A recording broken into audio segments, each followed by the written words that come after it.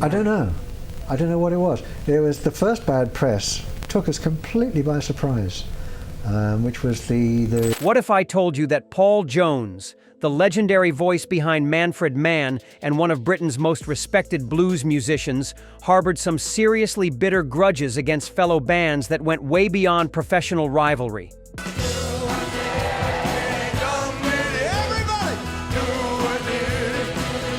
That's right. While the world saw Jones as the sophisticated gentleman of the British blues scene, industry insiders whisper about explosive feuds. I wasn't basing myself on sort of Johnny Ray or anyone like that. You know, I was thinking in terms of jazz. Artistic betrayals and backstage confrontations that revealed a much more passionate side of this musical purist. But here's where it gets absolutely scandalous. One of these alleged hatreds reportedly drove Jones to publicly destroy a rival band's reputation in ways that are still affecting their legacy today. We're talking about supposed dressing room meltdowns over artistic integrity, vindictive media campaigns, and private rants about fake blues that music journalists desperately tried to keep off the record.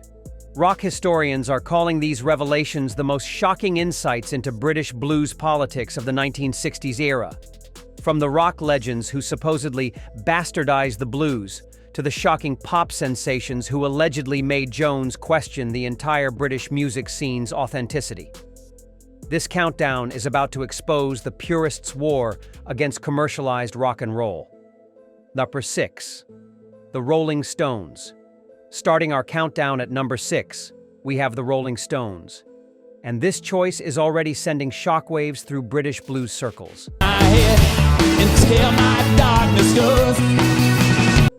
Jones's alleged hatred for the Stones reportedly stemmed from fundamental disagreements about blues authenticity and commercial exploitation that shaped both acts' careers in dramatically different directions.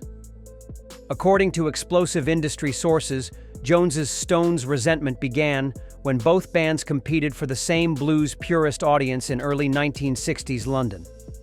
A former Decca Records executive claims, Paul would go into these passionate rants, constantly saying things like, "The Stones are turning sacred blues music into teenage rebellion anthems. They're commercializing something that should remain pure and spiritual." People say, oh, you must regret you weren't in the Rolling Stones. If I'd joined it, it wouldn't have been the Rolling Stones. These complaints reportedly influenced Jones's entire approach to maintaining blues integrity. The most revealing incident allegedly occurred at a 1964 Marquee Club show where Jones supposedly confronted Mick Jagger about the Stones' performance style. Multiple witnesses claim Jones told him, "Mick, you're performing blues like it's rock and roll theater. Real blues comes from suffering, not from prancing around for screaming girls." Jagger reportedly dismissed this criticism, allegedly saying, "Paul, we're giving people what they want, not conducting a history lesson." But here's the kicker. Industry insiders suggest Jones deliberately avoided opportunities to collaborate with the Stones throughout their careers. A former Manfred Mann roadie revealed, Paul would refuse festival slots if the Stones were headlining, constantly telling promoters, "I won't legitimize their bastardization of blues music by sharing the same stage." This principle reportedly cost Jones several lucrative performance opportunities. 5. Led Zeppelin claims the 5th spot, and this revelation is absolutely exploding through blues purist communities worldwide.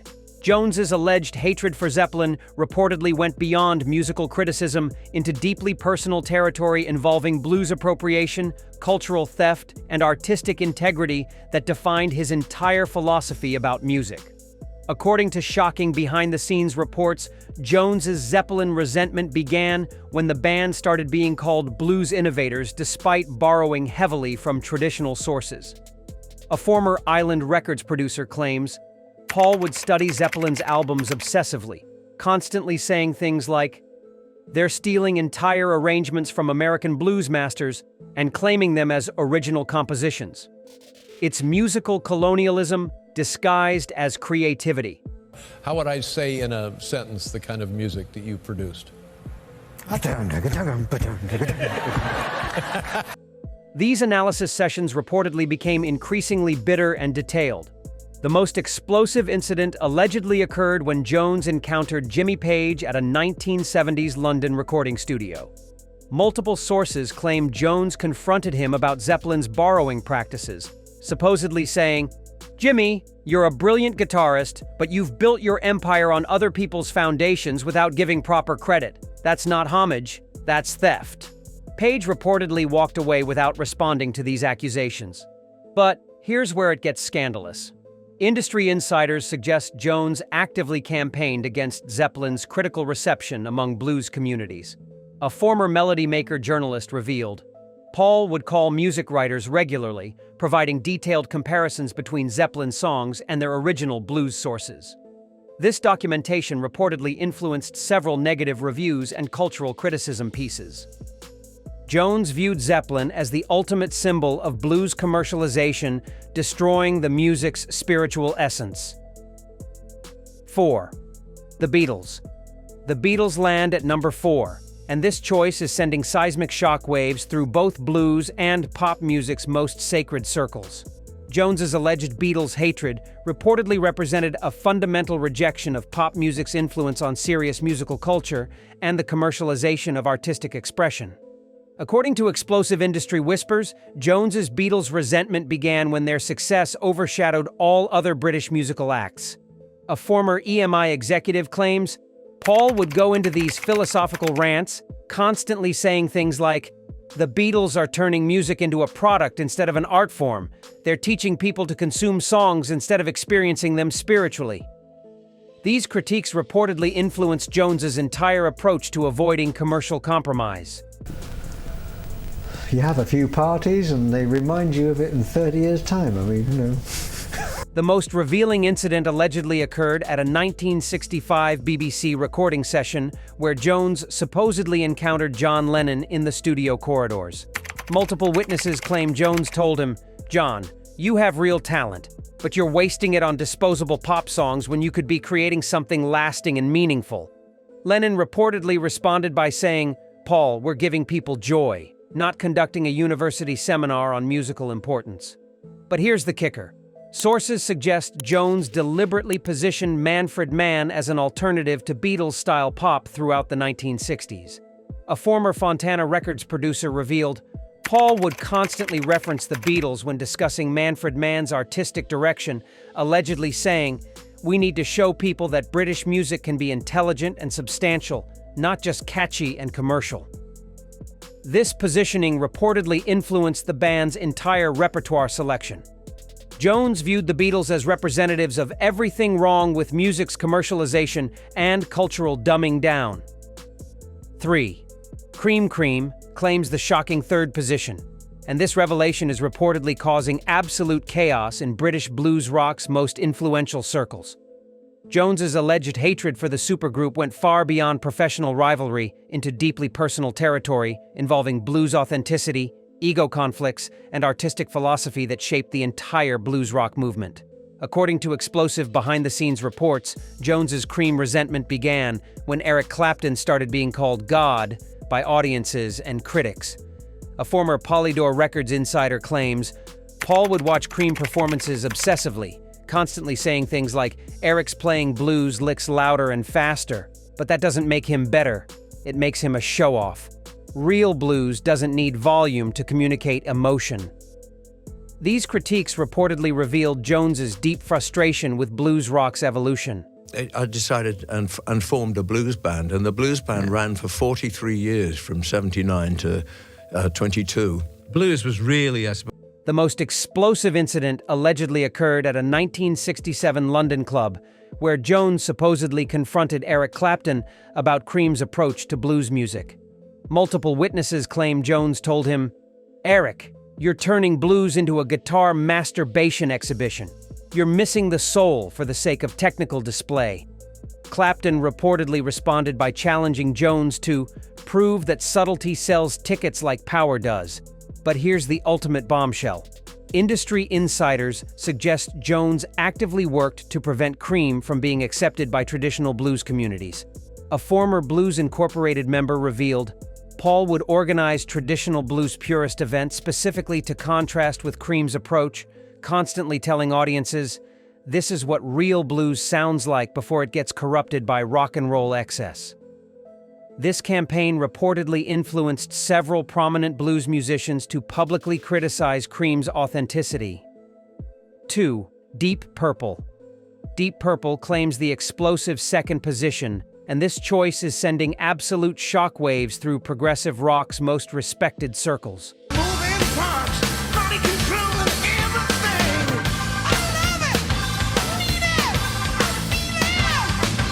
Jones's alleged hatred for Deep Purple reportedly went beyond musical criticism into fundamental disagreements about artistic integrity, commercial exploitation, and the future direction of serious rock music. Sort of stuff. And so I could play it, and the arrangers couldn't generally write those parts because they were quite complicated. So, according to shocking industry sources, Jones's Deep Purple resentment began when the band started incorporating classical music elements into hard rock structures. A former Harvest Records executive claims Paul would analyze Deep Purple's compositions obsessively, constantly saying things like, "They're bastardizing classical music the same way others bastardized blues, taking sophisticated art forms and turning them into stadium entertainment." These analysis sessions reportedly became increasingly detailed and bitter. The most revealing incident allegedly occurred when Jones encountered Ritchie Blackmore at a 1970s recording studio session. Multiple sources claim Jones confronted him about Deep Purple's artistic pretensions, supposedly saying, "Ritchie, you're not creating classical rock fusion, you're creating musical confusion. Real artistic synthesis requires understanding both traditions deeply, not just borrowing surface elements." Blackmore reportedly dismissed these criticisms as jealousy from a has-been blues purist. But here's where it gets scandalous. Industry insiders suggest Jones actively campaigned against Deep Purple's progressive rock legitimacy among serious music critics. A former NME writer revealed, Paul would provide detailed musical analysis, proving that Deep Purple's classical borrowings were superficial, constantly telling journalists they're using complexity to mask their lack of genuine emotion. This campaign reportedly influenced several negative reviews in influential music publications. Jones viewed Deep Purple as fraudulent intellectualism disguised as musical sophistication. 1. Black Sabbath. Black Sabbath takes the absolutely explosive #1 spot, and this revelation is reportedly causing seismic chaos throughout rock music's most sacred halls.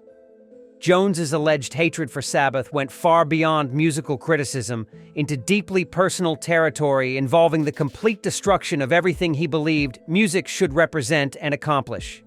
and it was quite good actually, because I kind of saw them in Auckland, set them off, and said, okay, these are the songs they're doing. Yeah. According to shocking industry reports, Jones's Sabbath hatred began when heavy metal started replacing blues as young people's rebellious music of choice. A former Vertigo Records insider claims Paul would listen to Black Sabbath albums in complete horror, constantly saying things like, "They're taking music's power to heal and transform, and turning it into something dark and destructive. This isn't art, it's musical poison." These listening sessions reportedly left Jones visibly shaken and depressed about music's future direction. The most explosive incident allegedly occurred when Jones encountered Ozzy Osbourne at a 1970s industry event. Multiple witnesses claim Jones confronted him about Sabbath's lyrical content, supposedly saying, "Ozzy, music should elevate people's spirits, not drag them into darkness. You're using your platform to spread negativity when you could be spreading hope." Osbourne reportedly laughed and said, "Paul, we're giving kids permission to feel angry instead of pretending everything's fine." But here's the ultimate bombshell. Industry insiders suggest Jones viewed Black Sabbath as the ultimate betrayal of music's spiritual purpose. A former Blues and Soul magazine editor revealed, Paul would tell anyone who'd listen that Sabbath represented the death of music as a healing force. This campaign reportedly influenced several religious and educational institutions to ban heavy metal music. Jones saw Black Sabbath as the apocalyptic end of music's power to bring light into the world. So there you have it, 6 bands that allegedly made the blues purists' blood boil. Which feud shocked you most? Hit that like button, share your thoughts below, and subscribe for more explosive music industry secrets.